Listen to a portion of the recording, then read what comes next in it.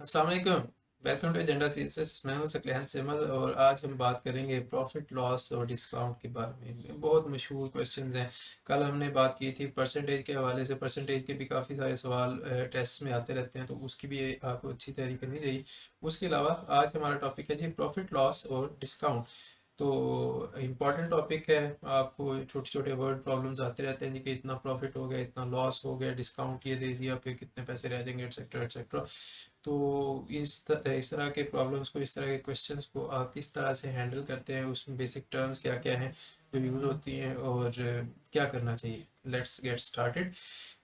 First of all we have, अगर आपने profit loss की बात करनी है तो ज़ाहिर है उसमें फिर दो चीज़ें तो इन्वॉल्व होंगी। एक आपकी कॉस्ट प्राइस होगी, एक आपकी सेल प्राइस होगी। मैं कॉस्ट प्राइस को सीपी लिख रहा हूँ जी और सेल प्राइस को एसपी, ताकि मेरा भी ज़्यादा टाइम ज़्यादा ना हो और आपको समझ भी आ जाएगी। ठीक है, तो कॉस्ट प्राइस को अगर मैं सीपी लिख रहा हूँ और सेल प्राइस को एसपी, तो प्रॉफिट क्या होगा मेरे पास जी, एसपी माइनस सीपी, अगर ये पॉजिटिव है तो। ठीक है, अगर ये पॉजिटिव है एसपी माइनस सीपी, तो ये मेरे पास प्रॉफिट होगा। अगर ये नेगेटिव है तो ये मेरे पास लॉस आ जाएगा, या फिर loss equal to cost price minus sell price. ये डायरेक्टली लॉस जो है मेरे पास पॉजिटिव आ जाएगा। आप पॉजिटिव नेगेटिव के चक्कर में ना पड़े, आपने सिंपल ये याद रखना है कि प्रॉफिट है जब, तो sale price minus cost price आपने करना है, आपके पास प्रॉफिट की अमाउंट आ जाएगी। फिर अगर आपने लॉस फाइंड आउट करना है तो cost price minus sell price करेंगे, तो आपके पास लॉस की अमाउंट आ जाएगी। और फिर उनकी अगर आपने परसेंटेज फाइंड करनी है तो प्रॉफिट परसेंटेज क्या होगी जी, प्रॉफिट की amount divided by cost price multiply by 100। Similarly loss की परसेंटेज क्या होगी, लॉस की amount divided by cost price multiply by 100। ठीक है जी। ये दो आसान से फॉर्मूले हैं और ऊपर भी सिंपल सा रिलेशन है। तो आइए क्वेश्चंस करते हैं एक दो इसके, होपफुली आपको साथ साथ समझ आती जाएगी। Example, when a bag is sold for rupees 300, the shopkeeper loses 25%. At what price must the bag be sold so that he earns 40% profit? तो उसके कहने का मतलब ये है कि जी, अगर अगर एक बंदा 300 रुपये पे अपना एक बैग को बेचता है, तो उसको 25% नुकसान होता है। तो किस प्राइस पे उसको बेचना चाहिए ताकि उसको 40% मुनाफा हो। ठीक है, एक तो आपने, अब इसमें एक दो स्टेप्स हैं, लाइक पड़ाव आप कह लें या माइलस्टोन कह लें आपके। आप डायरेक्टली इनको नहीं निकाल सकते, डायरेक्टली मुश्किल हो जाएगा, कॉम्प्लिकेटेड हो जाएगा। लेकिन आप क्या करेंगे, पहले आपने देखना है कि लॉस कितना है, उसके हिसाब से मैं कॉस्ट प्राइस निकाल सकता हूँ। ठीक है, फिर मैं उसमें जितना प्रॉफिट है वो ऐड करके टोटल जो है मैं अपनी सेल प्राइस निकालूंगा। इतना सा काम है। तो let x is equal to cost price at rupees 300, he loses 25%। कि अगर वो 300 रुपये पे 25% लूज कर रहा है, तो दैट मीन्स कि 25% निकल गया, तो जो पीछे अमाउंट रह गई 300, that is actually 75% of your cost price. ठीक है, बात समझ आ रही है आपको कि अगर 25% लूज करके वो 300 रुपये का बेचता है, तो दैट मीन्स कि वो 25% तो निकल गया ना, तो फिर जो बाकी अमाउंट मेरे पास रह गई है यानी कि 300, वो एक्चुअली 75% है आपकी कॉस्ट प्राइस का। ठीक है, और कॉस्ट प्राइस हमने फाइंड आउट करनी है, वो एक्स रखी हुई है हमने। So 300 is equal to 75% of x, और 300 इज इक्वल टू 75 और 100 कर लें, और वो उस साइड में जाके मल्टीप्लाई हो जाएगा, तो 100 ओवर 75 हो गया। एक्स इज इक्वल टू 400 आ गया, क्योंकि 75 1 75 4 300 होता है जी। एक्स इज इक्वल टू 400 हमारे पास आ गया। ये हमारी कॉस्ट प्राइस है। अब इसका 40% आप निकालेंगे, वो ऐड करेंगे, फिर आपके पास आ जाएगी सेल प्राइस। 40% ऑफ 400 क्या आएगा जी, 40 ओवर 100 इंटू 400। तो ये अमाउंट हमारे पास आ जाएगी, दो जीरोस कैंसिल, चार को 40 से ज़रब दी तो 140, तो 400 प्लस 160 आप करेंगे तो आपके पास क्या आ जाएगा, 560। अगर वो शॉपकीपर उस बैग को जिसको 300 पे वो बेच रहा था, अगर उसको 560 पे बेचता है, तो उसकी ओरिजिनल कॉस्ट प्राइस के लिहाज से वो 40% मुनाफे पे बिक रहा होगा। ठीक है जी, तो ये हमारे पास आंसर आ गया। अगली एग्जांपल करते हैं। A man buys 20 dozens of toys at a rate of 375 rupees per dozen. If he sells each toy for rupees 33, what was his profit percentage? तो 20 दर्जन खिलौने उसने लिए एट अ रेट ऑफ 375 रुपये पर दर्जन। ठीक है जी। If he sells each toy, अब अगर एक खिलौने को वो 33 रुपये का बेचता है तो उसकी प्रॉफिट परसेंटेज कितनी आएगी। ठीक है, ये हमने फाइंड आउट करना है।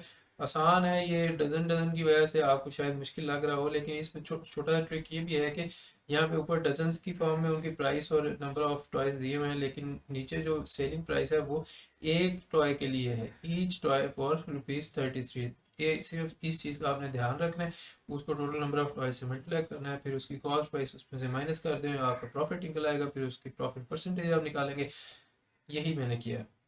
कॉस्ट पर डजन कितनी है जी, 375 है। ठीक है, तो टोटल कॉस्ट कितनी हो जाएगी, उसने टोटल कितनी डजन ली हैं, 20 डजन, तो 375 इंटू 20, ये आपके पास आ जाएगा जी 7500 रुपीज़। ये उसकी हमारे पास कॉस्ट प्राइस आ गई टोटल। ठीक है, 20 दर्जन खिलौनों की कॉस्ट प्राइस मेरे पास आ गई 7500। अब क्या है कि मैं उसके टोटल नंबर ऑफ टॉयज निकालता हूँ। 20 दर्जन खिलौने उसने लिए हैं, तो उसमें टोटल खिलौने कितने होंगे, उसको मैं 12 से मल्टीप्लाई करूंगा, तो 12 इंटू 20 इज इक्वल टू 240 आ गया मेरे पास। 240 की अब सेल प्राइस टोटल कितनी हो जाएगी, जाहिर है उसने कहा कि एक खिलौने के 33 रुपये हैं। अगर वो डजन के हिसाब से बताता हमें सेल प्राइस, तो फिर हम उसको डायरेक्टली 20 को मल्टीप्लाई कर लेते सेल प्राइस के साथ, लेकिन यहाँ पे एक एक खिलौने की सेल प्राइस है, सो हम एक टोटल नंबर ऑफ टॉयज पहले फाइंड आउट करेंगे और फिर उसको मल्टीप्लाई करेंगे सेल प्राइस के साथ। ठीक है जी। या फिर आप इस तरह भी कर सकते हैं कि आप 33 को 12 से मल्टीप्लाई कर लें और फिर बाद में आप उस आंसर को 20 से मल्टीप्लाई कर लें, उससे भी सेम आंसर आएगा। कंफ्यूज नहीं होना, अपने आपकी लॉजिक ठीक होनी चाहिए बस।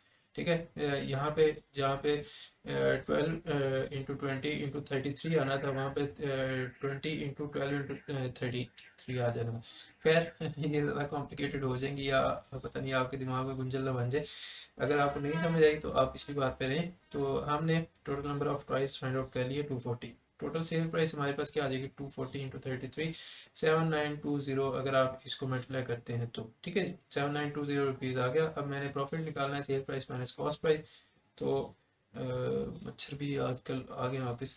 7920 माइनस 7500 कितना आ जाएगा जी, 420।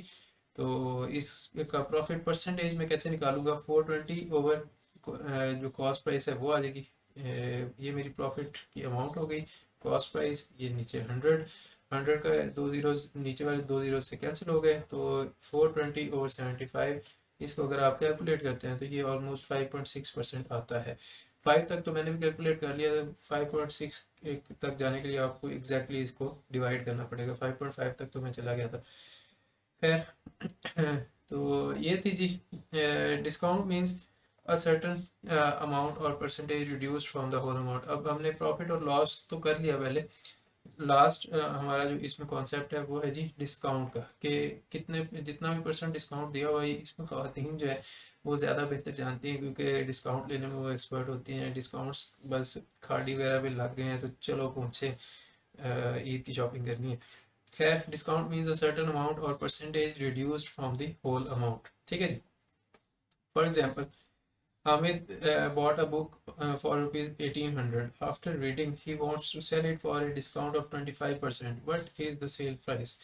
तो हामिद है जी, उसने एक पाकिस्तान फेस की किताब ली थी, बड़ी अच्छी, उसने 1800 में ले ली। उसको मज़ा बड़ा आया पढ़ने का, लेकिन उसने कहा यार अब तो पढ़ ली है ना, अभी महीना भी नहीं हुआ मैंने पढ़ी है, तो नई है, तो चलो इसको 25% डिस्काउंट के ऊपर बेच देते हैं। तो उसकी सेलिंग प्राइस क्या होगी, सिंपल है। जिस तरह प्रॉफिट लॉस है, उसी तरह डिस्काउंट भी है कि डिस्काउंट में आप जो है पैसे कम करके बेचते हैं। ठीक है, 25% डिस्काउंट है, 25% आपने उसमें से निकाल देना, आपका आंसर आ जाएगा। कॉस्ट प्राइस आपके पास 1800 है, डिस्काउंट 25% है, दैट मीन्स कि रिमेनिंग सेल अमाउंट जो है वो sell price is equal to 100 minus 25%, के जितना 100% उसका था 1800, उसमें से 1800 का आप 25% माइनस करेंगे तो वो 75% ऑफ 1800 रह जाएगा। ये हमारी सेल प्राइस होनी है। अभी हमने 75% कैलकुलेट करना है, तो 75% ऑफ कॉस्ट प्राइस कितना होगा जी, 75% है, तो 75 इंटू 1/100 करेंगे, और कॉस्ट प्राइस हमारे पास गिवन है जी 1800, वो भी लिख दी,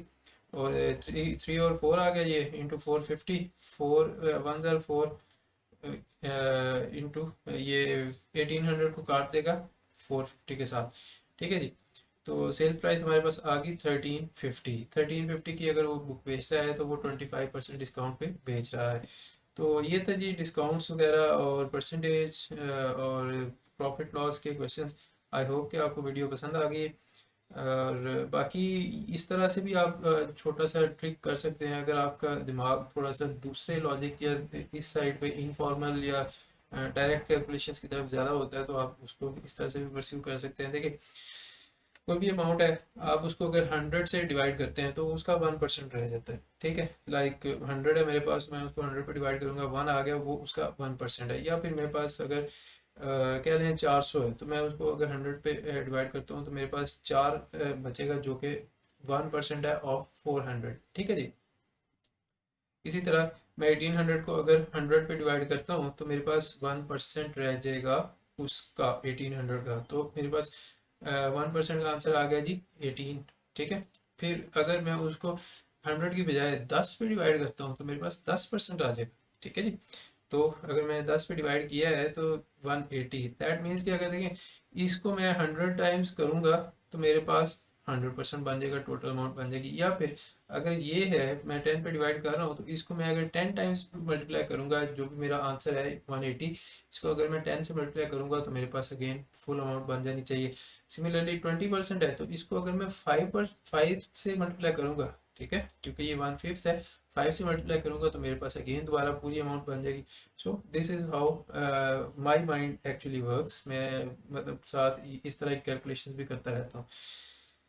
तो 1% हमारे पास आ गया 18, 10% आ गया जी 180, 20% कैसे आएगा जी? 1800 को आप 20 से डिवाइड कर दें तो कितना आंसर आ जाएगा आपके पास? 360। ठीक है जी। या फिर आप 2 दफ़ा 10% को ऐड कर देंगे तो 10% जमा 10% 20% आ जाएगा आपके पास 360। ठीक है। और अगर आप इसी 10% को हाफ कर देते हैं तो यहाँ पे 5% रह जाएगा, यहाँ पे 90 रह जाएगा। That is how. या फिर आप 5 को 1% से भी मल्टीप्लाई कर सकते हैं। बहुत सारे तरीके हैं, कान इधर से पकड़ लें, इधर से पकड़ लें। मेरे चाचू कहते होते थे कि एक ही बात है, कोई मसला नहीं, बस आप सीधा तरीका ले यूज़ करना चाह रहे हैं या फिर उल्टा। बट जवाब आपका ठीक आ जाएगा। 5% is equal 5 into 1%, 5 into 18 is equal to 90। ये भी आ गया। अब मैंने फाइंड आउट कितना करना है जी? 25% डिस्काउंट है तो मैं इधर से 20% वाला फिगर लूँगा और 5% वाला इधर से लूँगा। तो मेरे पास 360 प्लस 90, ये मेरे पास 25% बन गया 450। ये 450 मैंने अगर 1800 से निकाल दिया तो वो अगेन यही जवाब आ जाएगा जो कि है 1350। So this is how discount questions can be done. आप इस चीज़ की प्रैक्टिस आप साथ साथ कर सकते हैं। ये आपको discount, sell, cost price, sell price, percentage वगैरह में भी हेल्प करती है कि आपके इस तरह की अगर अंडरस्टैंडिंग होती है कि मैं उसको 100 से डिवाइड करूंगा फिर क्या आएगा, फिर या फिर अगर मेरे पास 1% गिवन है तो उसको मैं कितने से मल्टीप्लाई करूंगा तो वो 20%, 30%, 100% बनेगा। तो इस तरह करते रहा करें, मज़ा आता है। मुझे तो एटलीस्ट मैथ्स में बहुत मज़ा आता है। आई होप कि आपको वीडियो पसंद आई है। If you like this video, if you find it helpful, make sure you like and subscribe. और मैं आपसे मिलूंगा नेक्स्ट वीडियो में। तब तक के लिए टेक केयर, अल्लाह हाफिज़।